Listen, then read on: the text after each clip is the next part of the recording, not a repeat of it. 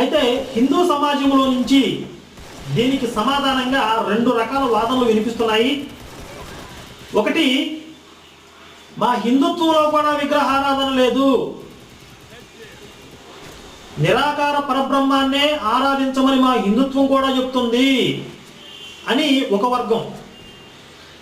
ఇంకొక వర్గం ఉన్నారు, వీళ్ళేంటంటే విగ్రహారాధన అనేది ప్రాథమిక స్థాయి, ఒక సామాన్య భక్తుడికి ఏకాగ్రత కుదరటం కోసం ఒక విగ్రహాన్ని ఏర్పాటు చేసుకొని ఆ విగ్రహంపై దృష్టి నిలిపి ధ్యానం చేస్తూ సాధన చేస్తూ నిరాకార పరబ్రహ్మాన్ని ఉపాసన చేసేటటువంటి స్థాయికి వెళతాడు సాధన ద్వారా. కనుక ఇది ప్రాథమిక స్థాయి. అన్నప్రాసన రోజే ఆవకాయ పెట్టినట్లుగా ఒకే రోజు ఒకేసారి నిరాకార పరబ్రహ్మాన్ని ఉపాసన చేయమంటే అది సాధ్యమయ్యే పని కాదు.